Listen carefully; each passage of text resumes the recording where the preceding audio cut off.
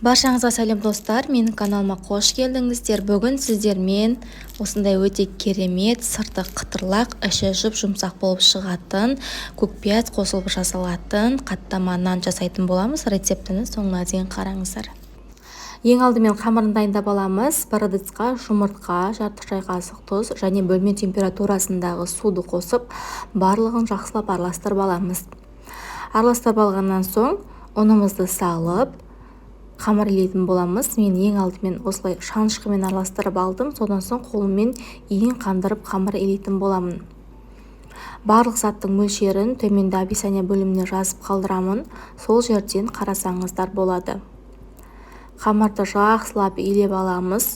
Бізде орташа жұмсақтықтағы қамыр шығады. Мінекей біздің қамырымыз дайын болып қалды. Енді осы қамырымызды целлофанға салып 15-20 минутқа тындырып қоятын боламыз.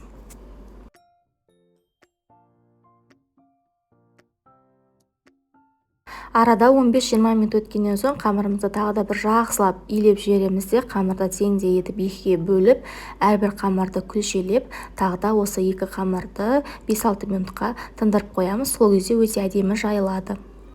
Мінекей достар, менің қамырым шамамен 5-6 минут шамасында тынып тұрды. Енді тынып тұрған қамырымызды алып, ұн себеп отырып, оқтаудың көмегімен барынша жұқалап, шамамен 1-2 милли болатындай әдемілеп жұқалап жаятын боламыз. Қамырды жаю барысында ортасына салмақ салмай, тек қана шетінен кішкене ғана салмақ сала отырып жайсаңыздар әдемі жайылады. Қамырды жаю барысында қатты салмақ салып жаюға болмайды. Жай ғана жеңіл алақандарыңызды шетке қарай жылжыта отырып жайсаңыздар, қамыр біркелкі әдемі болып жайылады. Құрметті менің көрермендерім, каналыма жаңадан келіп жатқан көрермен болсаңыз, міндетті түрде подписация батырмасын басып, каналға тіркеліп алуды ұмытпаңыздар. Өйткені мен аптасына 2-3 рет керемет жаңа рецепттермен бөлісіп отырамын. Қамырды әдемілеп барынша жұқалап жайып алғаннан соң, осы қамырымыздың үстіне ерітілген сары майымызды құйып, әдемілеп барлық шетіне тигізіп жағып шығамыз. Сары майды біркелкі жағып алғаннан соң, ұсақтап туралған аскөк, яғни көк пиязымызды әдемілеп үстіне салып шығамыз. Достар, негізінде екі қамырды да бірден жайып алғандарыңыз дұрыс болады, солай ыңғайлы болады. Осы көк пиязды әдемілеп салып алғаннан соң, екінші қамырымызды да бірден осы қамырдың үстіне жайып, осы екінші қамырдың үстіне де сары майды құйып, әдемілеп біркелкі етіп, барлық шетіне жеткізіп жағып аламыз. Одан соң бұның үстіне де ұсақтап туралған көк пиязды әдемілеп сеуіп шығамыз. Содан соң дәл видеодағыдай ұзынша етіп, шамамен 5 сантиметрдей болатындай етіп, барлығын біркелкі етіп, кесіп шығамыз. Одан соң дәл видеода көріп тұрғандарыңыздай бір шетінен бастап рулет тәрізді етіп ораймыз. Дәл осы екі қамырдан менде 6 дана қаттама нан шықты. Неге? Өте әдемі болып тұрады.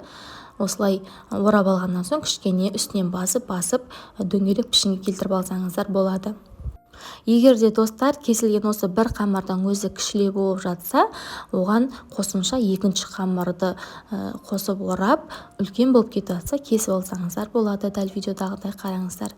Осылай кішкене басып дөңгелек пішінге келтіріп, дайын болған қаттаманың нандарын 15 минутқа холодильникке салып қоямыз. Одан соң барып алып жая берсеңіздер болады. Холодильникке 15 минутқа салып қойсаңыздар, ешқандай да ұн пайдаланбай, кішкене сары май қатқаннан кейін жаюға ыңғайлы болады. Осылай ешқандай ұн пайдаланбай жайсаңыздар болады.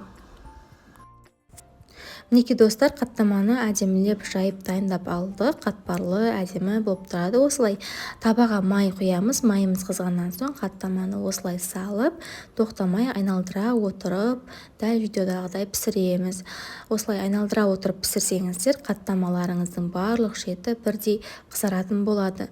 Бір жағын жақсылап қызартып қуырып алғаннан соң, екінші жағына аударып, екі бетінде бірдей қызартып қуырып аламыз. Оттың асты, егер сіздерде газ болатын болса, орташа отта тұрғаны дұрыс. Менде плита болғаннан соң жай қызады, сондықтан да барынша қатты отқа қойып қойдым. Екі жағын қызартып, осылай майын сілкіп оттан аласыздар. Осымен біздің қаттамаларымыз дайын болды, достар.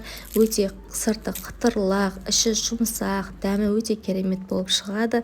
Міндетті түрде жасап көріңіздер. Рецептін ағып жатқан болса, лайк басып, комментарияға өз пікірлеріңізді жазып қойыңыздар.